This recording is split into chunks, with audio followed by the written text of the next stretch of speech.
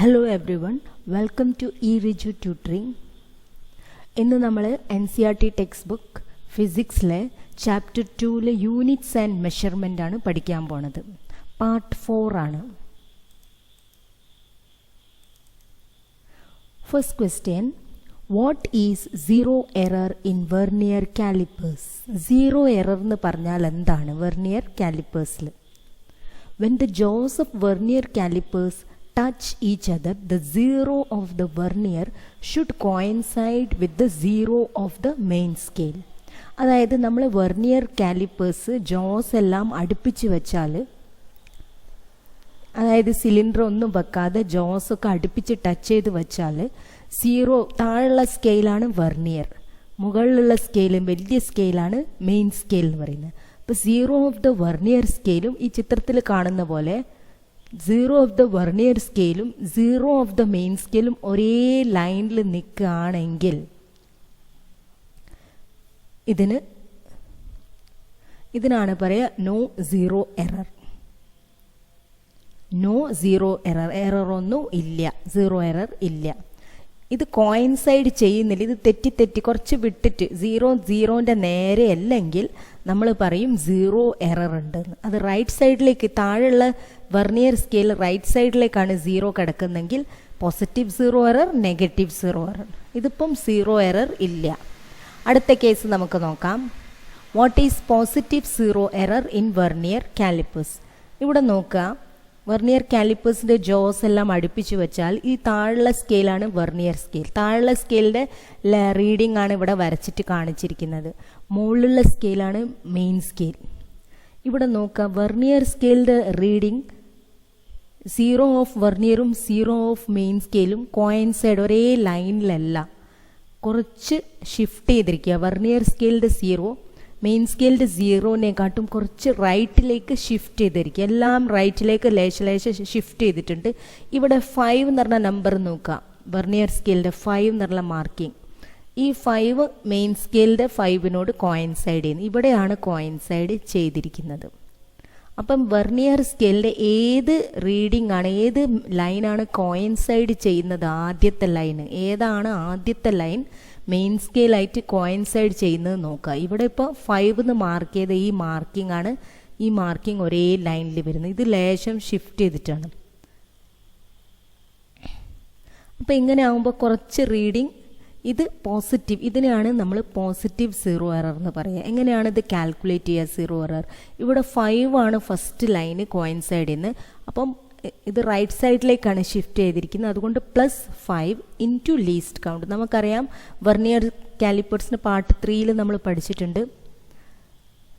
0.01 ആണ് least count of vernier calipers. അപ്പം +5 into 0.01 is equal to +0.05 centimetres. ഇപ്പോൾ true reading എടുക്കുകയാണ്, ശരിക്കുള്ള ആക്ച്വൽ റീഡിംഗ്, അതായത് true reading is equal to observed reading. നമ്മൾ വെർനിയർ കാലിപ്പേഴ്സ് ഉപയോഗിച്ച് മാർക്ക് ചെയ്തെടുത്ത റീഡിങ്ങിനെയാണ് ഒബ്സർവ്ഡ് റീഡിംഗ് എന്ന് പറയുക. മൈനസ് ഈ സീറോ എറർ മൈനസ് ചെയ്യാം. Minus into plus is minus, ഇതിൽ നിന്ന് മൈനസ് ചെയ്താൽ നമുക്ക് ശരിക്കുള്ള റീഡിംഗ് കിട്ടും. ഇതാണ് positive zero error. Next, what is negative zero error? Negative zero എററിൽ നോക്കുക, ഈ വെർനിയർ സ്കെയിലിൻ്റെ സീറോ മെയിൻ സ്കെയിലിൻ്റെ സീറോൻ്റെ കുറച്ച് ലെഫ്റ്റ് സൈഡിലേക്കാണ് ഷിഫ്റ്റ് ചെയ്തിരിക്കുന്നത്. എല്ലാ റീഡിങ്സും വെർനിയർ മാർക്കിങ്സും ലെഫ്റ്റ് സൈഡിലേക്കാണ്. ഇതിൽ ഏതാണ് ആദ്യത്തെ വെർനിയർ സ്കെയിലിൻ്റെ മാർക്കിംഗ് മെയിൻ സ്കെയിലിൻ്റെ മാർക്കിംഗ് ആയിട്ട് കോയിൻസൈഡ് ചെയ്യുന്നത് നേരെ വരുന്നത് നോക്കുക, 5ാമത്തതാണ്. 5ാമത്തെ ലൈൻ ഈ ലൈനാണ് നേരെ വരുന്നത്. ബാക്കിയൊക്കെ തെറ്റി. അപ്പോൾ 5. അപ്പോൾ എങ്ങനെയാണ് സീറോ എറർ കാൽക്കുലേറ്റ് ചെയ്യുക? ഇവിടെ ലെഫ്റ്റ് സൈഡിലേക്കാണ് ഷിഫ്റ്റ് ചെയ്തിരിക്കുന്നത്, അതുകൊണ്ട് നെഗറ്റീവ് സീറോ എററാണ്.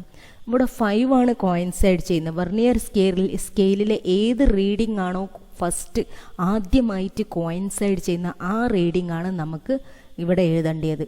ഈ 5 എന്ന് വരുന്നത് അതാണ്. അപ്പം -5 ഇത് വെർനിയർ സ്കെയിലിൻ്റെ ആദ്യത്തെ കോയിൻസൈഡ് ചെയ്യുന്ന റീഡിംഗ് ആണ് മെയിൻ സ്കെയിലായിട്ട്. അപ്പോൾ -5 ഇൻറ്റു ലീസ്റ്റ് കൗണ്ട് നമുക്കറിയാം 0.01 സെൻറ്റിമീറ്റർ. അപ്പോൾ എന്ത് കിട്ടും? -0.05 സെൻറ്റിമീറ്റർ. അപ്പോൾ ട്രൂ റീഡിംഗ് എന്താണ്? Observed reading minus zero error. അപ്പോൾ എന്താവും? +0 എറർ ആയിട്ട് വരും. ഇതാണ് negative zero error. What is absolute error? The magnitude of the difference between the individual measurement and the true value of the quantity is called the absolute error. അതായത് absolute എററിനെ നമ്മൾ denote ചെയ്യുന്നത് magnitude of delta A. Magnitude എന്ന് പറഞ്ഞാൽ positive ആണെങ്കിൽ positive ആയിരിക്കും, negative ആണെങ്കിൽ ആ sign കളഞ്ഞു പോകും, പോസിറ്റീവ് തന്നെ ആയിരിക്കും. നെഗറ്റീവ് ഇതിൻ്റെ ഉള്ളിൽ ഒരു നെഗറ്റീവ് സൈൻ വന്നാൽ അതിൻ്റെ വാല്യൂ എന്തായിരിക്കും? പോസിറ്റീവ് തന്നെ ആയിരിക്കും. അതാണ് മാഗ്നിറ്റ്യൂഡ്. സൈൻ ഉണ്ടാവില്ല, ഒക്കെ പോസിറ്റീവാണ്. അപ്പോൾ ഡെൽറ്റ എ ആണ് ഡിനോട്ട് ചെയ്യുന്നത്, മാഗ്നിറ്റ്യൂഡ് ഓഫ് ഡെൽറ്റ എ. ഇത് A1 എന്ന് പറഞ്ഞാൽ ഫസ്റ്റ് റീഡിങ്. എന്തായിരിക്കും? ശരിക്കുള്ള റീഡിങ് നമ്മൾ ഇൻസ്ട്രുമെൻ്റ് ഉപയോഗിച്ച് മെഷർ ചെയ്ത ഫസ്റ്റ് റീഡിംഗ് ആണ് A1 എന്ന് ഡിനോട്ട് ചെയ്യുന്നത്. Minus A mean. അതായത് എ മീൻ എന്ന് പറഞ്ഞാൽ എന്താ? നമ്മൾ ഫസ്റ്റ് ഇൻസ്ട്രുമെൻ്റ് ഉപയോഗിച്ച് വെർനിയർ കാലിപ്പേഴ്സ് ഉപയോഗിച്ചിട്ട് ഫസ്റ്റ് മാർക്ക് ചെയ്ത റീഡിങ് സപ്പോസ് A1 ആണെങ്കിൽ രണ്ടാമത് എടുത്ത റീഡിങ് A2 ആണ്, മൂന്നാമത് എടുത്തത് A3 ആണ്. അങ്ങനെ 5 എണ്ണം എടുത്താൽ A5 വരെ ഉണ്ടാവും. A5 ഡിവൈഡഡ് ബൈ 5 5 എണ്ണമാണ്. അപ്പോൾ എ മീൻ അതായത് ആവറേജ് കാണുക. ആവറേജ് എങ്ങനെയാണ് കാണുക? മീൻ എങ്ങനെയാണ് കാണുക? A1 പ്ലസ് 5 റീഡിങ്സ് എടുത്താൽ A1 plus A2 plus A3 plus A4 plus A5 divide by 5 എന്ന് വരും. അപ്പോൾ ഇങ്ങനെയാണ് എ മീൻ.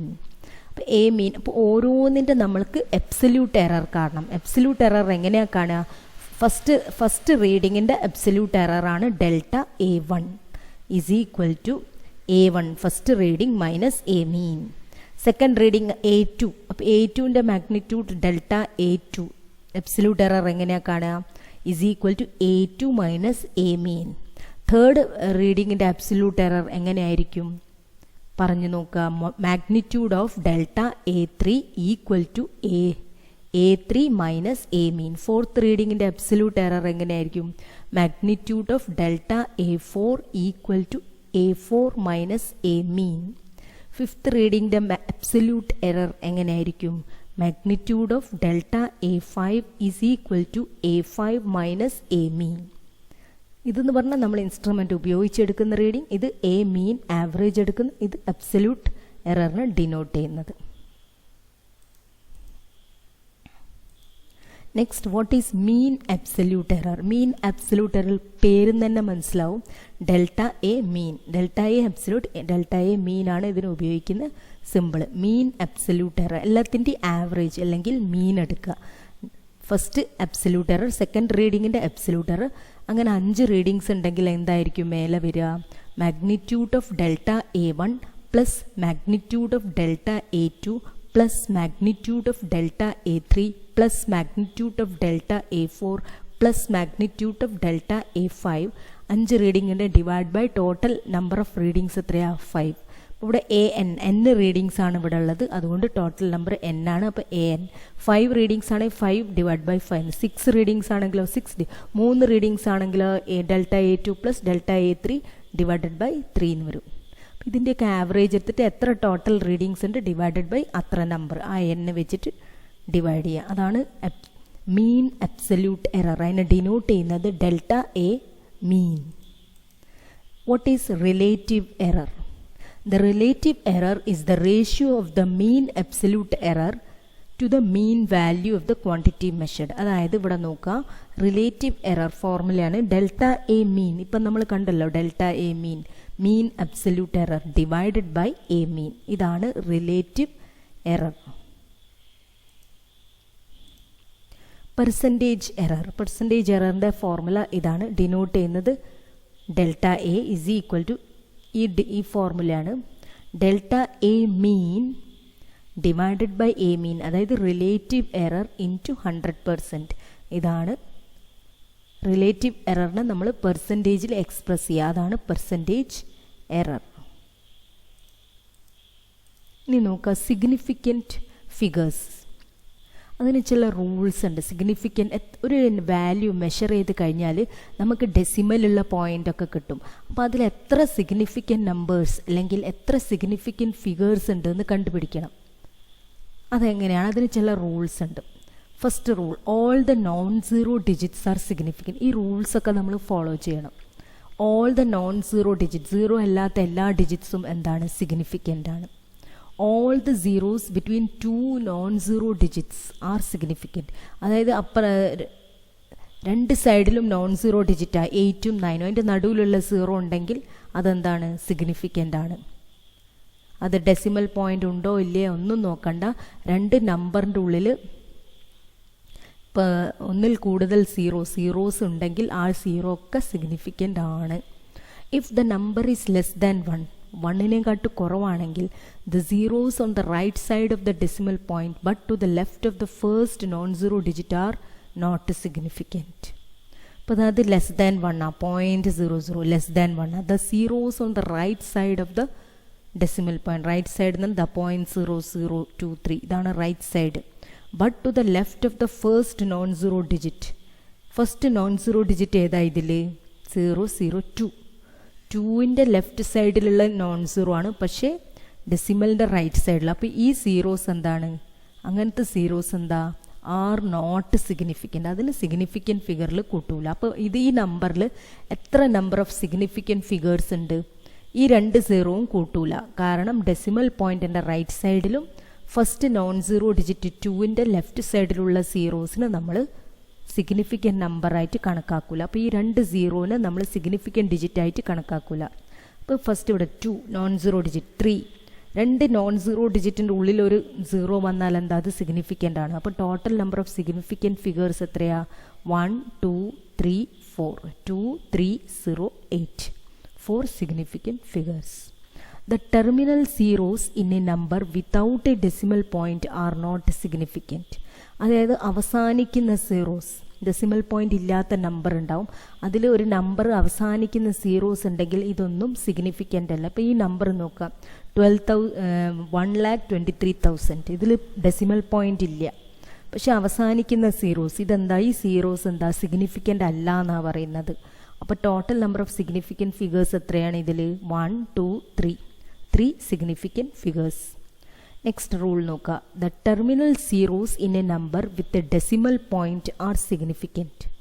ടെർമിനൽ സീറോസ് എന്ന് പറഞ്ഞാൽ അവസാനിക്കുന്ന ഒരു നമ്പറിൻ്റെ അവസാനിക്കുന്ന ഒരു ഡെസിമൽ നമ്പർ ആണെങ്കിൽ ആ നമ്പർ അവസാനിക്കുന്ന സീറോസ് ആണെങ്കിൽ ആ സീറോസ് എന്താണ്, അത് സിഗ്നിഫിക്കൻ്റ് ആണെന്നാണ് പറയുന്നത്. അപ്പോൾ ഇവിടെ എത്ര സിഗ്നിഫിക്കൻറ്റ് ഫിഗേഴ്സ് ഉണ്ട്, ഈ രണ്ട് സീറോയും സിഗ്നിഫിക്കൻ്റ് ആണ്, ഡെസിമൽ പോയിന്റ് കഴിഞ്ഞിട്ടുള്ള അവസാനിക്കുന്ന നമ്പർ ആയതുകൊണ്ട് അത് അപ്പം ടോട്ടൽ എത്ര സിഗ്നിഫിക്കൻറ്റ് ഫിഗേഴ്സ് ഉണ്ട്, 1 2 3 4 ഏതൊക്കെയാണ് സിഗ്നിഫിക്കൻറ്റ് ഫിഗേഴ്സ്, 3 5 0 0. അപ്പോൾ 3 5 0 0 4 സിഗ്നിഫിക്കൻറ്റ് ഫിഗേഴ്സാണ്. അടുത്ത എക്സാമ്പിൾ നോക്കാം, 0.06900. ഇതിൽ എത്ര സിഗ്നിഫിക്കൻറ്റ് ഫിഗേഴ്സ് ഉണ്ട് പറഞ്ഞിട്ടുണ്ട്. ഡെസിമൽ പോയിന്റ് കഴിഞ്ഞിട്ട് അവസാനിക്കുന്ന സീറോസ് സിഗ്നിഫിക്കൻ്റ് ആണ്.